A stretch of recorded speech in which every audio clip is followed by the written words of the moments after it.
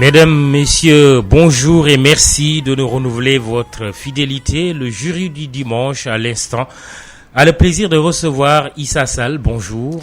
Bonjour, Amadou Ibrahim. Pas le politique, le candidat à l'élection présidentielle du 24 février dernier, mais le journaliste d'abord, porte-parole de la Commission électorale nationale autonome, présidée par Doudou Ndir. Vous avez également présidé, Issa, le comité de suivi et de pilotage de l'audit du fichier électoral.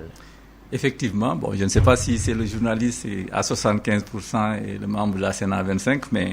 On mettra du 50-50 peut-être. Voilà. Issa Sall, la première question, c'est la question que tous les Sénégalais attendent. Quel est l'avis de la Sénat sur le scrutin présidentiel du 24 février? Y a-t-il eu des irrégularités ou pas, de nature à remettre en cause ou pas la sincérité et la transparence de l'élection?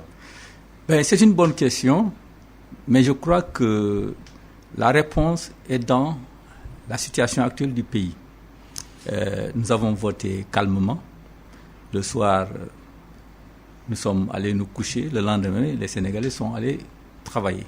Et jusqu'à aujourd'hui, à part quelques incidents, je crois que le pays est calme. Mais ça ne suffit pas pour parler du scrutin, parce que le scrutin, c'est quelque chose qui est réel aussi. De notre côté, est-ce que le scrutin, on peut dire que c'est transparent, et c'est ça qui est important.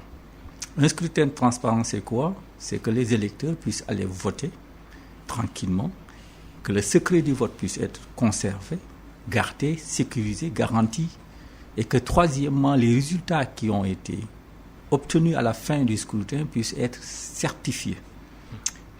Donc les Sénégalais sont allés voter. Je crois que les incidents, s'il y en a, c'est certains électeurs qui avaient des problèmes avec leur bureau de vote. C'est une situation qu'on avait prévue parce que nous en avions discuté avec le ministère de l'Intérieur sur ces cas-là. Il y en a qui sont arrivés parce qu'on est passé de bureau de vote de 900 à 600. D'autres, ce sont des dysfonctionnements qui ont été relevés. Et avec le ministère, on avait réfléchi sur comment faire pour que celui qui est inscrit au bureau 1, mais qui ne figure pas sur les listes électorales du bureau 1, mais figure dans un autre bureau, puisse voter. Ça, on en avait discuté avec le ministère avant même la campagne électorale pour trouver des solutions. La solution qui avait été adoptée de commun accord, c'est que s'il y a un nombre important de cas dans ce côté, on les transfère dans un autre bureau. Donc, maintenant, les résultats. Oui. Est-ce que le scrutin a été transparent? Transparent parce que le scrutin a été transparent parce que les gens sont allés voter tranquillement. C'est la conclusion à laquelle est parvenue la Sénat, la Commission électorale. Nous n'avons pas relevé autonome jusqu'à aujourd'hui, aussi bien au Sénégal qu'à l'extérieur, dans les 45 départements du Sénégal, dans les 45 départements de l'extérieur, nous avons reçu aucune alerte allant dans le sens contraire. Et pourtant, l'opposition conteste ces résultats. Mais contester, c'est tout à fait aussi normal. C'est un droit de contester. En tout le disant monde que c'est des résultats qui donnent lieu à un second tour entre les candidats Macky Sall, président sortant, et Idrissa Seck, arrivé deuxième. Oui, mais les résultats, ce n'est pas la Sénat qui les produit. Les résultats, ce sont les électeurs, les bureaux de vote et les commissions départementales. La Sénat y est présente. Oui, et vous avez reçu et des procès-verbaux, et vous avez des résultats. Nous avons reçu tous les résultats de tous les bureaux de vote et de toutes les commissions départementales de recensement des votes. Les 53, 45 ici et 8 à l'extérieur. Et sur moi qui étais à la Commission nationale de recensement des votes, je n'ai pas vu dans un seul procès-verbal une observation tendant à remettre en cause le résultat. Ils vont dans le sens, ces résultats que vous avez, vous, Sénat, vont dans le sens de se proclamer provisoirement par la Commission nationale de recensement des votes. Oui, parce que nous l'avons signé, ce PV de la Commission nationale de recensement des votes. Nous l'avons signé, nous avons mis le cachet de la Sénat et nous avons dit, OK, ces résultats sont conformes avec les résultats que nous avons obtenus dans les commissions départementales de recensement des votes. Dans les 53 commissions départementales de recensement des votes, les résultats que nous avions dans ces commissions, ce sont les résultats qui ont été publiés par la Commission nationale de recensement des votes. En tout cas, vous m'avait montré un document que j'ai sous les yeux de ces résultats de la Commission c'était un nationale document à de titre recensement personnel que je vous donnais. Il ne faut peut-être jamais faire confiance aux journalistes. Et ces ouais. résultats donnent effectivement, tels que publiés par la Commission nationale de recensement des votes, je les rappelle, on le sait déjà, mais la répétition est toujours pédagogique. En termes de pourcentage, le candidat Macky Sall a obtenu 58,27%, Idrissa Seck 20,50%, Ousmane Sonko 15,67%, Madi Kenya 1,48% et enfin El Hadj Sall 4,07%. El Hadj Sall, plus connu sous le nom de Issa Sall, mais pas celui que je reçois ce dimanche. Mais Issa Sall, justement. J'ai dû lui apporter des voix. Hein. Mais quand on fait le cumul de ce pourcentage, certains se sont amusés à le faire. Et Moi-même, je l'ai fait. On n'arrive pas à 100%. Comment on peut l'expliquer? Mais parce qu'on n'est pas allé au-delà de 2 chiffres après la virgule. Si on va au-delà de 2 chiffres, on atteindra 100%. C'est tout simplement ça. Alors, c'est comme pi égale 4, mais vous pouvez mettre 100 chiffres derrière pi. Donc vous n'atteindrez jamais le chiffre 0 à la fin. C'est 99,99%. C'est parce qu'on n'a pas mis 2 ou 3 chiffres ou 5 chiffres derrière la virgule. Il n'y a pas de quoi fouetter un chat. Il n'y a pas de quoi fouetter un chat. Les 4 candidats malheureux, au terme des résultats provisoires publiés par la CNRV, Idrissa Seck, Ousmane Sonko, El Hadj Sall et Madi Kenya parlent de falsification des résultats. Ayant été représentés à tous les échelons du scrutin, la Sénat a-t-elle été témoin de cette falsification soutenue par l'opposition? Vous nous demandez de prouver que c'est faux, alors que nous ne pouvons prouver que ce qui est vrai.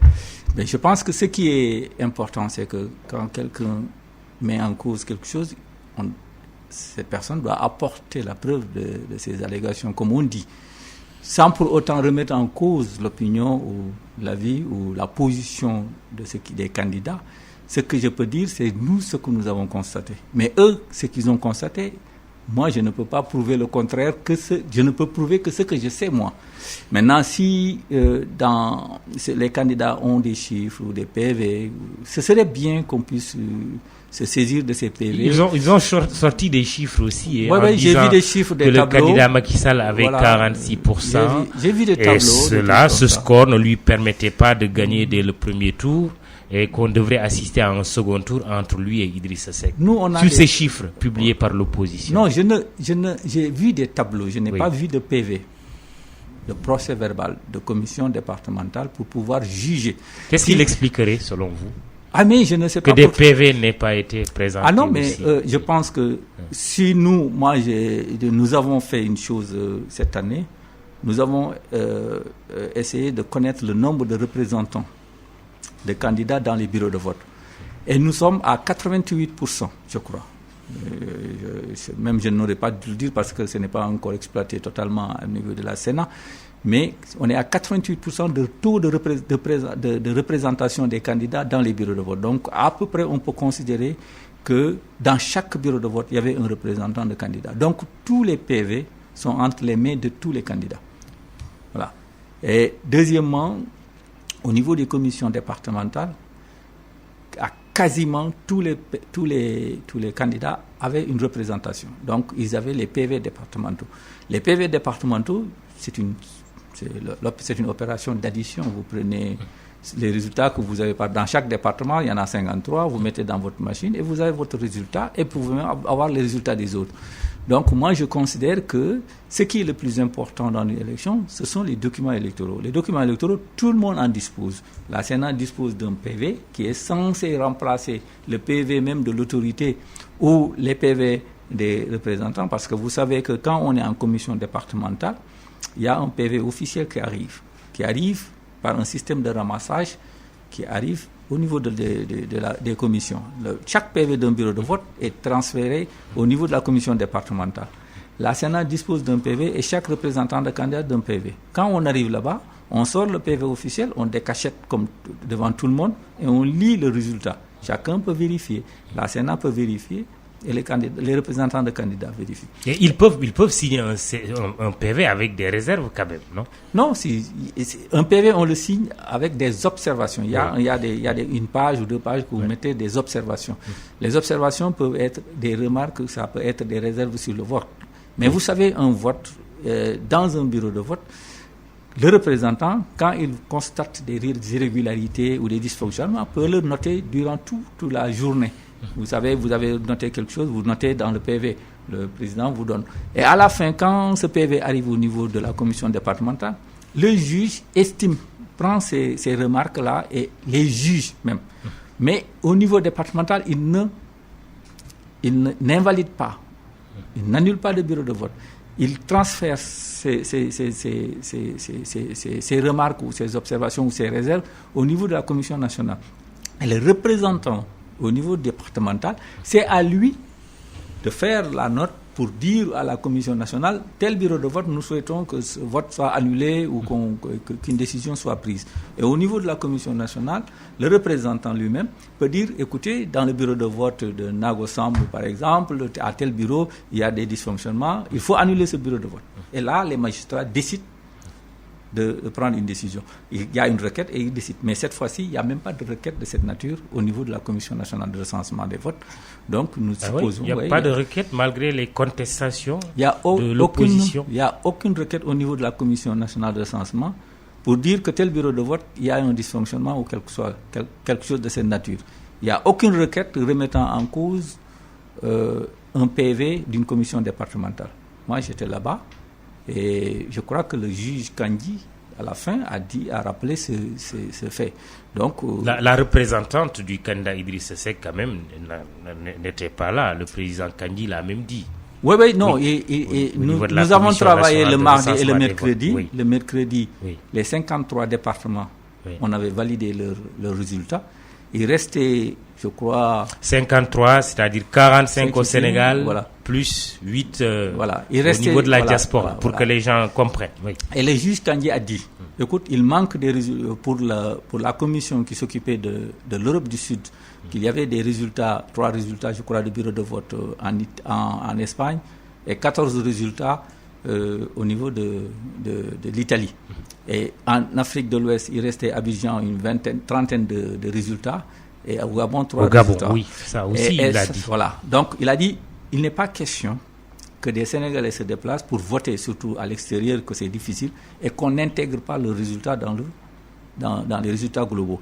Oui. Moi-même, j'ai appelé Abidjan pour qu'on nous transfère encore, ils avaient envoyé qu'ils nous transfèrent encore les résultats. Ce sont les résultats de la Sénat qu'on a utilisés ici.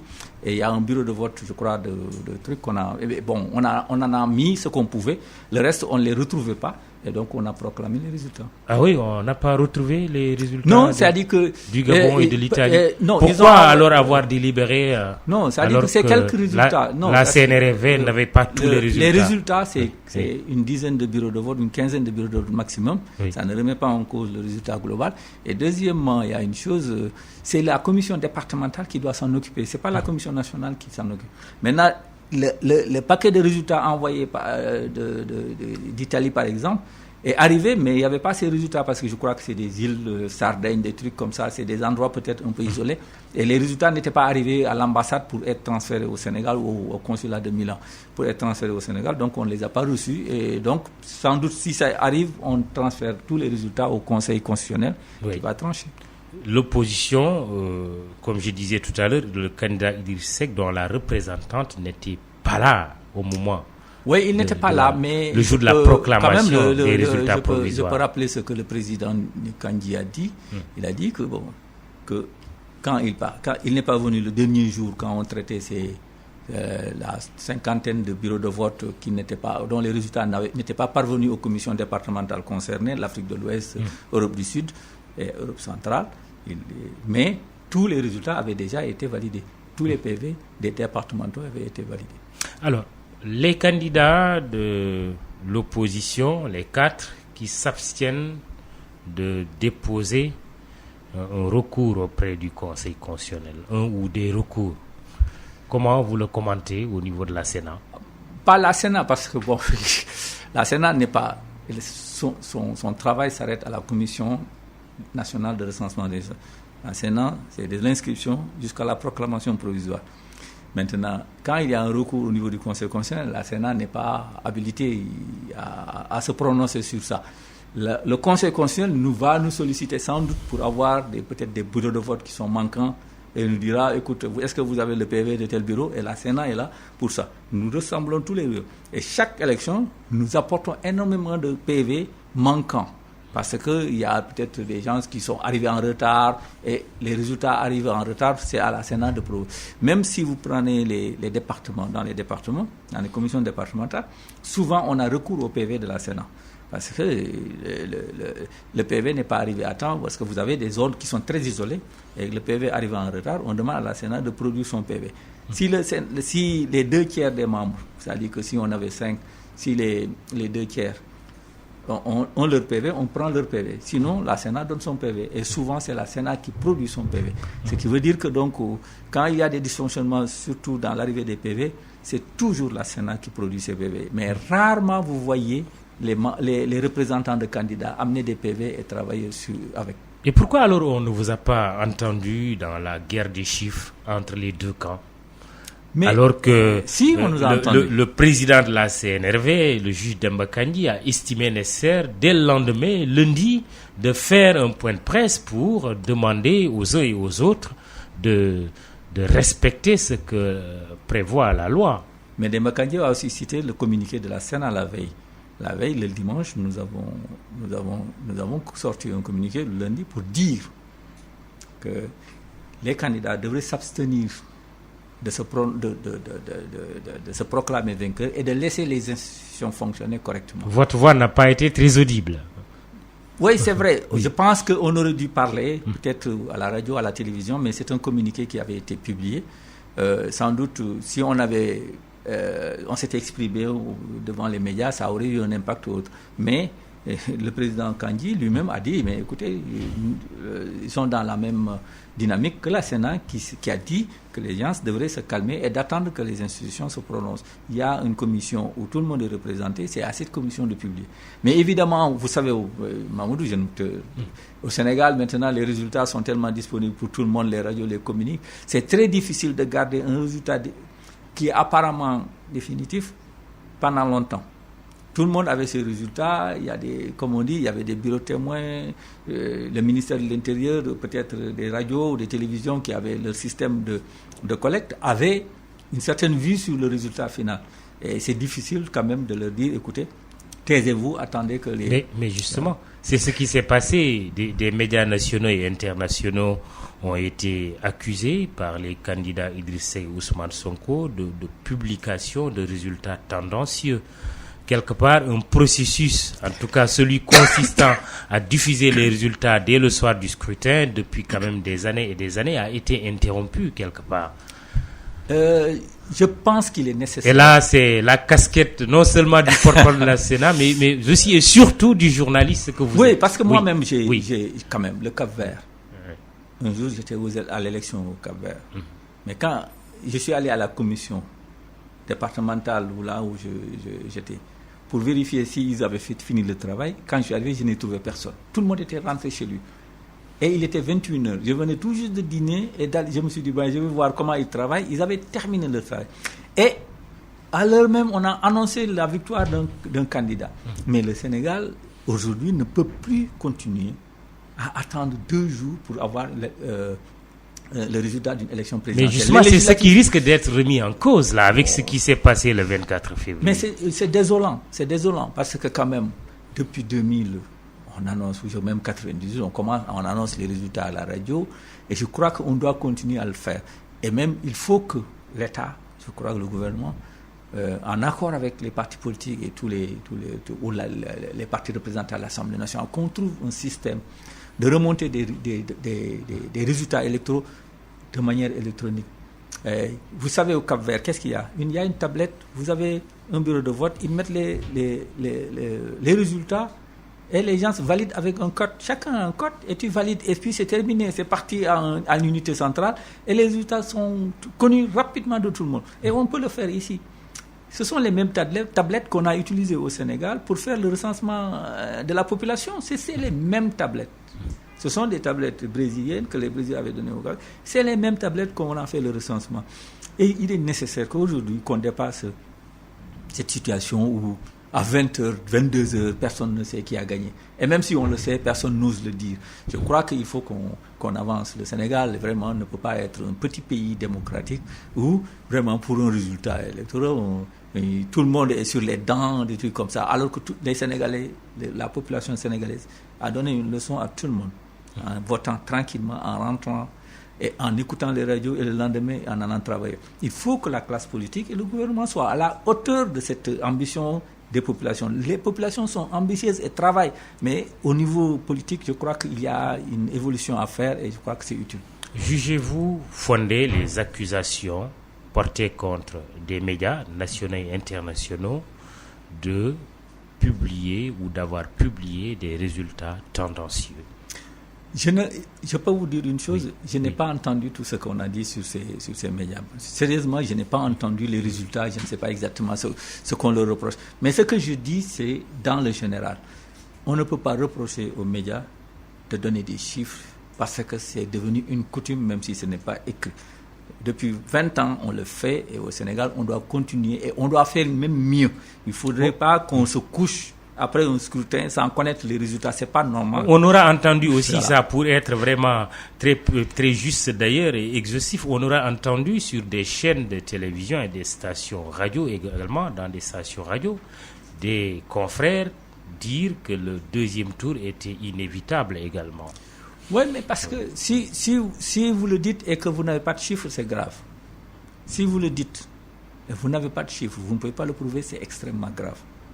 Parce qu'un résultat d'une élection présidentielle, c'est surtout à 2 tours comme au Sénégal, c'est soit il y a un second tour, soit il n'y en a pas.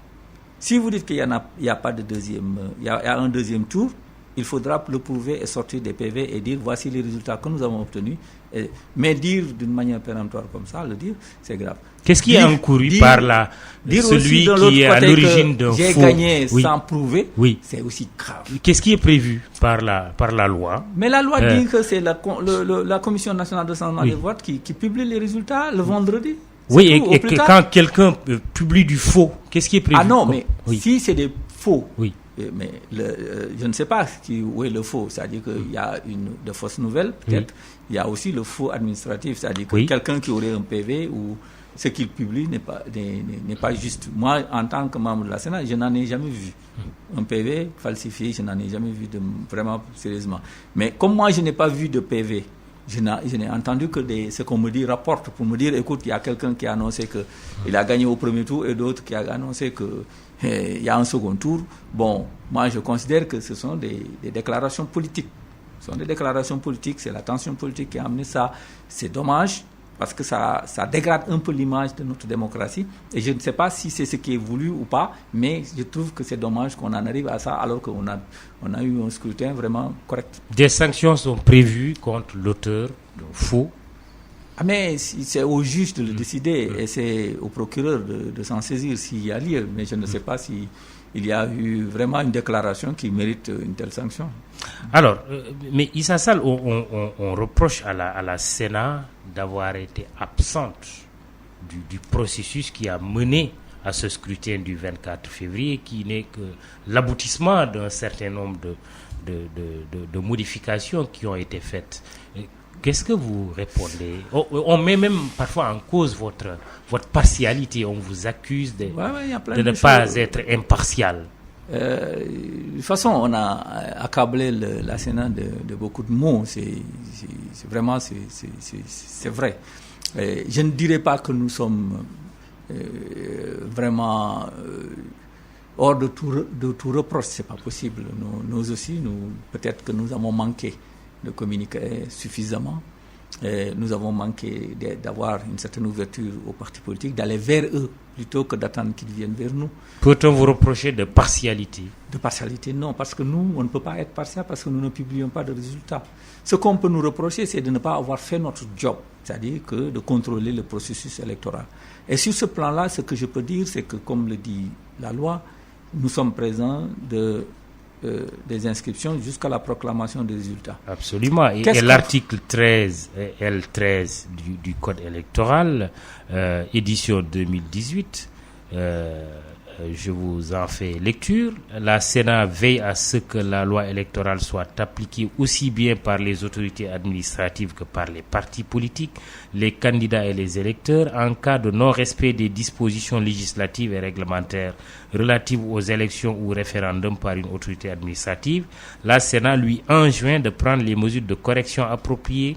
Si l'autorité administrative ne s'exécute pas, la Sénat dispose du pouvoir de dessaisissement et de substitution d'actions dans le cadre des opérations électorales et référendaires à l'égard de l'agent responsable, nonobstant son pouvoir de saisine des juridictions compétentes. Non seulement vous pouvez saisir le procureur de la République, c'est vrai, mettre des poursuites, mais vous pouvez même servir une citation directe.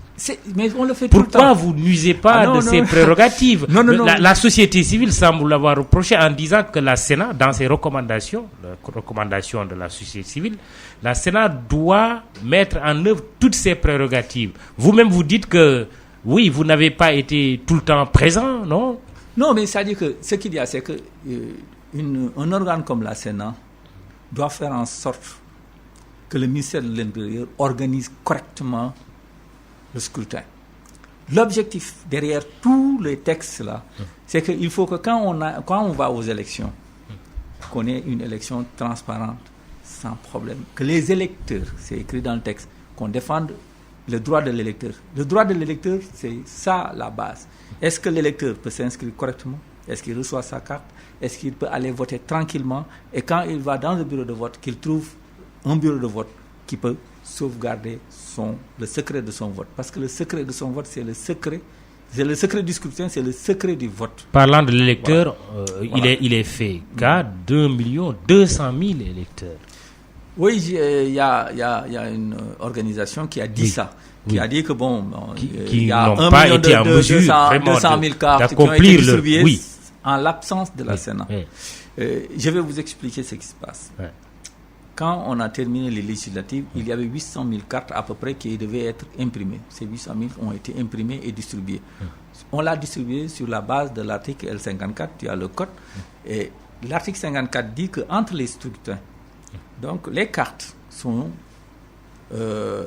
distribuées par l'autorité administrative. La Sénat en est informée et c'est tout. Et les partis politiques aussi, le comité électoral. Ça, c'est comme ça que ça s'est passé. Et nous, qu'est-ce qu'on a dit? Écoute, la Sénat ne peut pas être un organe qui contrôle la distribution de cartes d'identité parce que dès qu'on n'est pas en élection, la carte d'électeur devient une carte d'identité. Et ces cartes d'identité, on les remet aux propriétaires. Et donc, l'autorité administrative doit remettre ces cartes aux titulaires. Deuxième chose, qu'est-ce qu'on doit faire après? Quand on a vu qu'après les inscriptions sur la révision exceptionnelle des cartes, des listes électorales, nous avons décidé que dès que les nouvelles cartes sont arrivées, on a mis en place un système de contrôle de la distribution. Parce que c'était de nouvelles cartes. Les anciennes étaient sous le coup de la loi, mais les nouvelles, maintenant, c'était sous le coup de la loi électorale, c'est-à-dire que la Sénat doit contrôler. Et depuis le mois de novembre, on a contrôlé toute la distribution des cartes.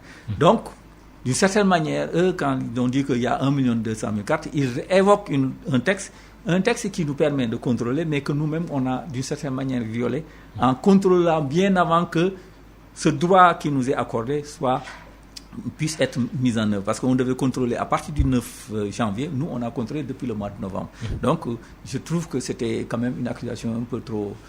pas trop oui. Juste quoi. Ahmad Diouf, question de quelques Sénégalais. Des personnes comme mon cas, il parle de lui, se sont inscrites sur le fichier depuis 2017 contre remise de récépissé visé par la Sénat et la commission administrative et ne sont toujours pas sur le fichier. Quelle explication donne la Sénat sur la privation d'honnêtes citoyens de leur droit de vote alors qu'ils avaient respecté la procédure d'inscription et saisi la DAF et même M. Diédhiou de la Sénat, il le cite pour régler le problème. Oui, mais moi Diédhiou, il a réglé des problèmes pour moi parce que j'ai même des personnes qui sont de mon entourage qui n'ont pas obtenu leur carte. Mais ce qu'il y a, c'est que pendant la refonte, il y a eu énormément de problèmes. C'est pourquoi l'audit l'a déjà prouvé. On a un audit qui a été fait sur ça. Et vous avez dirigé le comité de pilotage. Oui, le comité de pilotage et ensuite le comité de suivi sur les recommandations. Mais si vous voyez ce qui s'est passé, les premiers inscrits, je n'ose pas citer des autorités, mais les premiers inscrits, ils ne figuraient pas sur les listes électorales. Les premiers inscrits parce qu'on avait un problème. Parce que l'ancien prestataire de service du ministère de l'Intérieur est en partie, il fallait récupérer l'ancien fichier. Et à partir de l'ancien fichier, on devrait reconstruire un nouveau fichier. C'est-à-dire que si Mamadou Ibra Kane ou moi, on doit être inscrit, il suffit de mettre votre numéro d'identification nationale et toutes vos données apparaissent. C'est-à-dire qu'il faut embarquer l'ancien fichier. Et ça ne s'est pas fait les premiers mois. Et ça a été vraiment une catastrophe parce que ça a empêché beaucoup de gens d'avoir des données fiables. Parce qu'il fallait taper Mamadou Ibra Kane, au lieu de mettre Mamadou Kane, on met Mamadou Ibra Kane. Et dans ces conditions, c'est le directeur de stade qui va être à ta place. Donc, ce sont des choses comme ça qui ont entraîné vraiment des dysfonctionnements, qui ont été corrigés progressivement. Progressivement, on était à presque 150, je ne sais plus, 57 022 cas d'arbitrage à faire. Et je crois que l'audit a dit qu'il y a 1,2% des données qui avaient des problèmes. Et donc, à l'arrivée, a-t-on un seul fichier électoral ou deux fichiers électoraux, comme cela a été évoqué à un moment donné? Il n'y a qu'un fichier, c'est le fichier avec lequel on a voté. S'il y en avait deux, on l'aurait trouvé. Donc moi, je n'en ai pas vu deux. Je me rappelle, si je voulais que je vous dise ce que les auditeurs ont dit, ils ont dit carrément que, les électeurs, ils sont bien identifiés. Deuxièmement, les références sont bien correctes en matière électorale et que le fichier pouvait servir à une élection et qu'il fallait corriger. Les corrections se sont faites progressivement, sans doute pas d'une manière très rapide parce qu'il en reste encore des gens qui devaient figurer sur la liste électorale et dont les dossiers n'ont pas subi d'arbitrage pour qu'on les insère là-dedans. Donc, voilà. À côté du fichier électoral, il y a la carte électorale. Là aussi, les candidats de l'opposition estiment qu'il y a eu gonflement de la population électorale dans des zones supposées être favorables au président sortant, comme le Nord, pour être précis. Oui, mais ça se dit, mais ce n'est pas parce que ça se dit que ça se prouve qu'il y a un gonflement illégal. Oui. C'est-à-dire que s'il y a la Sénat doit être en mesure de dire si c'est vrai ou pas. Ce que la Sénat fait, c'est quand il y a une commission administrative, on amène quelqu'un pour contrôler le scrutin. Quand on doit s'inscrire, il y a des documents à amener. Nous contrôlons les documents que vous amenez pour voir si effectivement vous avez le droit de vous inscrire. Et si on vous l'interdit, nous, on prend en charge ça pour vous protéger, pour que vous soyez inscrit correctement parce que c'est votre droit. Donc, quelqu'un qui vient s'inscrire amène sa carte nationale d'identité. Mais pendant la refonte, on a permis aux Sénégalais de s'inscrire, de venir avec un extrait de naissance. Ça a créé énormément de problèmes. Vous savez, nous, on a découvert, par exemple, à Goudiri, 7000 cas d'extraits de naissance qui ont été produits. Et quand on a vérifié, on a vu beaucoup de faux. Nous avons saisi la justice. L'affaire n'a jamais été jugée jusqu'à présent. Parce que nous avons dit au juge, voici les cas de fraude. Et on avait des soupçons qui sont quasiment, je peux dire même certaines. Mais l'affaire n'a pas été jugée. Vous voyez l'article 13 que vous évoquez. Oui. Nous, on est obligé de quelquefois parce que nous ne pouvons pas annuler une inscription, mais nous pouvons interpeller les magistrats. On a interpellé les magistrats, ils n'ont pas tranché ce problème. Et tant qu'il n'y a pas de décision de justice vraiment dissuasive, il y aura toujours des tentatives de fraude. La deuxième chose qui est importante et qui pose problème encore, c'est que les partis politiques, tout le monde, je ne dis pas opposition, qui avaient participé à la concertation étaient d'accord pour qu'on s'inscrive avec l'extrait de naissance. C'est-à-dire que qu'on vient avec cette naissance, on vous fait l'instruction de la carte nationale, on vous donne le récépissé, vous passez de l'autre côté et vous êtes sur les listes. Et ça crée trop de problèmes dans ce fichier. Et deuxièmement, ça crée trop de fraude sur les extraits de naissance. L'état civil n'est pas protégé. Il faudrait que dans ces conditions, on retourne à l'orthodoxie, c'est-à-dire que quelqu'un qui vient s'inscrire, il amène sa carte nationale d'identité. Tant qu'on ne sera pas à ce niveau-là, on aura toujours des problèmes de sélection. Mais ça ne justifie pas jusqu'à présent ce gonflement que tu évoques, et donc moi, je ne sais pas exactement comment on peut l'expliquer, en dehors du fait qu'aujourd'hui, avec, comme on dit, le vote local est devenu très important. Il y a un basculement de l'électorat, ça se sent à Dakar, qui perd des électeurs en faveur du monde rural. Mais je ne dis pas que c'est la seule explication. Alors, je rappelle que vous suivez le jury du dimanche sur e-radio. Votre émission reçoit le journaliste, porte-parole de la Sénat, Issa Sall. Question de Mamadou Saliou Ndiaye. Quelle réponse donnez-vous aux allégations de vote de mineurs ou de bureaux de vote fictifs? Moi, j'ai vu sur le net des cas, ces cas-là. Je ne peux pas, parce que je ne sais pas où c'est. Je ne vois pas d'autres éléments que des photos comme ça. Et voilà, je ne peux pas le prouver parce que je ne sais pas qui interroger dans notre système pour lui demander de nous donner un avis sur ça. Donc ça, c'est la première chose. J'ai vu aussi quelqu'un prendre des comment on les appelle, des bulletins, les mettre dans des enveloppes et le donner pour que le gars vote. En dehors de la personne qui le fait, je ne vois pas les autres personnes. Et dans un bureau de vote, généralement, les bulletins sont déposés et personne ne les remet à personne. Donc, je ne peux pas certifier, mais je crois que si c'est ce cas-là, par exemple, je trouve que c'est quelque chose qui n'est pas du tout acceptable que ça puisse arriver quelque part. On attend le rapport de la Sénat. Oui, bien sûr. Il doit être quand même un peu plus précis. Le rapport, c'est sur le processus. D'accord. C'est sur le processus. Très bien. Alors, cher Bamba Fall, beaucoup d'observateurs ont signalé la quasi-absence de la Sénat de tout le processus électoral. C'est ce qu'il soutient. La Sénat a-t-elle encore sa raison d'être? Ben, si dans un pays normal, on aurait sans doute, il y a beaucoup de pays où il n'y a pas de commission électorale de cette nature. Parce que c'est une commission qui a pratiquement le rôle d'observateur et même un peu plus de contrôleur de supervision, comme on dit. Mais dans certains pays, certains pensent qu'un truc pareil devrait dépérir. C'est-à-dire que si le système fonctionne bien. Mais évidemment, tant qu'on continuera à accuser l'administration électorale d'être partisane, comme je le vois souvent, tant qu'on continuera à dire que le ministre de l'Intérieur ne peut pas organiser des élections, forcément, il faut avoir un organe pour le faire. Pour que au moins contrôle. Au Sénégal, vous pensez qu'aujourd'hui, nous avons encore besoin de la Sénat? Oui, parce que moi, je pensais qu'à l'heure actuelle, on sortirait de cette élection sans qu'il y ait même une contestation. Cela voudrait-il dire que le ministère de l'Intérieur ne joue pas le jeu avec vous? Est-ce qu'il joue avec le jeu? Sincèrement, est-ce qu'il a joué le jeu avec vous, le ministère de l'Intérieur? Vous savez, la Sénat travaille davantage avec la DGE qu'avec le ministère de l'Intérieur. Oui, bon, la DGE qui est c'est pour vous dire que du ministre. C'est vrai que nous l'avons rencontré à plusieurs reprises, mais je pense que sans révéler quelque chose de secret, mais lui quelquefois il est à la même situation que nous. Et il interroge quand on pose une question, ce sont ces fonctionnaires qui travaillent. Lui-même, quelquefois, il peut s'étonner de certaines choses.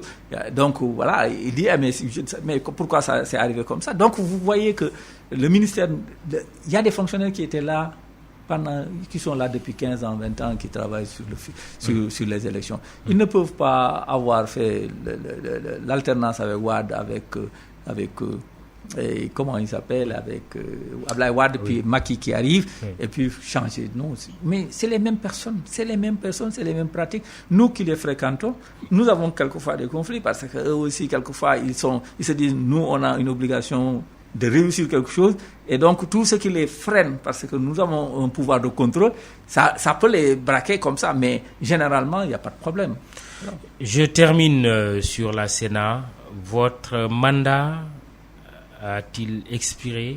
Tous les mandats, au moins les 2 tiers ou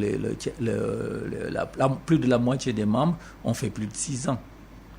Ça a expiré. Oui, mais je vais vous dire, c'est expiré depuis 1 an et demi. Elle est gênante, un an et demi. Bien. 1 an et demi. Ouais. Ce qui s'est passé, c'est que la première chose, c'est que Wade, quand il est arrivé, après le premier mandat, on était à l'approche d'une élection. Il a dit, je ne vais pas changer les membres de la Sénat qu'après l'élection. Parce que si je vous change aujourd'hui, on va dire que je nomme des gens qui me sont favorables. C'est la première chose. Ça a entraîné pratiquement 6 ou 1 an de plus dans le mandat. Macky Sall est arrivé, il l'a fait. Moi, quand les gens me disent, écoutez, il faudrait changer, j'ai dit que nous allons vers une élection. Si Macky Sall nomme de nouvelles personnes, on va dire qu'il les a nommées pour qu'ils soient favorables. Mais il y a la loi. Oui, la loi. Qui fixe les limites du mandat. Non, c'est comme récemment, le président quand même a nommé un nouveau président du CNRA, Babacar Diagne, qui remplace Babacar Touré. On était à quelques petits mois de l'élection présidentielle. Donc, moi, j'ai toujours pensé... Logique pour logique. Parallélisme des formes. Parallélisme des formes. Oui. À la fin du mandat, oui. La Sénat écrit toujours au président de la République pour dire le mandat est fini. Ce n'est pas le président qui... Ça a été fait? Ça a été toujours fait. Et ça a été fait jusqu'à maintenant. Chaque fois qu'un mandat est fini, ou que, comme notre ami Mohamed, paix à son âme, Mohamed Mboye, quand il est parti, on a écrit au président de la République pour dire, écoute, M. Mboye est mort, il faut le remplacer. Et le président l'a remplacé. Et quand un mandat est fini, le président de la Sénat écrit au président de la République, les mandats sont terminés, voici les personnes dont le mandat est terminé, vous pouvez procéder au remplacement. Le président maintenant, il peut se dire, écoute, comme Wade, on est à quelques encablures de l'élection, mieux vaut laisser l'élection parce que aussi ça c'est important. Et après, juste après l'élection, il remplace. Mais je crois sauf qu'à ce rythme, il y a des locales prévues en décembre 2019. Il y a les locales. Oui, alors que votre mandat est terminé. Non, il peut le faire dès que le rapport de la Sénat sera sur sa table. Il peut procéder au remplacement. Mais c'est son droit à lui de le faire. Mais la Sénat ne peut pas s'autodétruire ou voilà. Donc, parce que c'est une institution quand même qui est permanente. On ne peut pas rejeter la Sénat comme ça. Alors, là, je vous demande de prendre votre casquette de journaliste, Issa Sall, parce que vous êtes quand même journaliste, même étant porte-parole de la Sénat. Je rappelle que vous êtes l'invité du jury du dimanche. En termes de perspective aujourd'hui, Issa Sall, il y a les élections locales qui vont arriver fin décembre, 2019. Les élections législatives sont prévues en 2012. 23. Excusez-moi, en 2022. En 2022 ou 23. En 2022. C'est 5 ans, non? 5 ans. 2017, donc 2022. Est-ce que, en tant qu'observateur, vous pensez qu'une dissolution de l'Assemblée nationale pourrait être pertinente pour coupler les élections des élections législatives anticipées avec les élections locales qui sont prévues à la fin de l'année 2019. Oui, comme vous le dites, moi je suis un intermittent de l'élection. Dès que l'élection s'est terminée, je retrouve ma casquette de journaliste. Il y a une élection, les élections locales. Les élections locales sont devenues des élections extrêmement importantes. On parlait tout à l'heure de l'inscription de beaucoup de Sénégalais dans les régions, dans les départements, dans les communes. Sans doute parce que les gens se rendent compte que le pouvoir local est devenu un pouvoir extrêmement important. C'est pourquoi aujourd'hui, je pense que le président ou les partis politiques ou ceux qui sont élus ou ceux qui ne sont pas élus, on parle même de Sonko qui peut-être pourquoi pas Ziguinchor, des trucs comme ça. C'est une bataille extrêmement importante.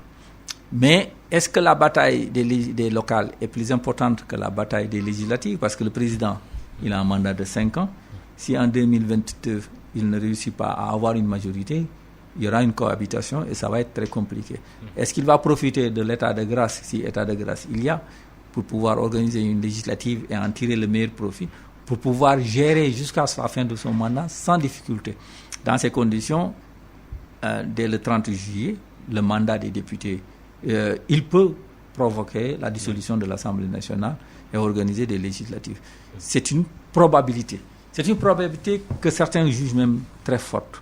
Parce que... C'est votre sentiment aussi? Je pense que moi, sérieusement, d'après la manière dont je réfléchis, je me dis les législatives se feront. Parce que c'est ce qui arrangerait peut-être le camp présidentiel et ensuite mettre en même temps... Mais pourvu que ses alliés aussi acceptent, notamment Moustapha Niasse, qui est aujourd'hui le président de l'Assemblée nationale, non? Oui, même s'il a la prérogative. Politiquement, est-ce qu'il n'aurait pas besoin au moins d'un accord de Moustapha Niasse, voire d'Ousmane Tanor Dieng, qui sont ses principaux alliés? Parce que quand même, il faut reconnaître que ces deux camps, ces deux partis ont apporté énormément à la victoire parce que le scrutin s'est gagné quasiment dans le Sine Saloum. C'est là-bas où vraiment le score de 70%, parce que c'est un électorat d'1 million de votants. C'est important. Et eux, on a senti que leur base a voté massivement pour le camp présidentiel. La base de Ousmane Tanor Dieng dans le Mbour, la base de Moustapha Niasse dans tout le Saloum. Donc, il est important qu'ils pensent à eux. Mais n'oublions pas une chose. Le président, il est de Fatick. Ousmane Tanor Dieng, il est de Nguéniène. Moustapha Niasse, il est de Taïba Niassène. Aminata Tall, il est du Baol. De Baol. C'est-à-dire que sur un cercle de 80 km ou 100 km, on a les 4 institutions qui sont là-bas. Et le président a l'obligation quand même, je crois, d'élargir un peu. Le pouvoir ne peut pas rester dans un cercle comme ça.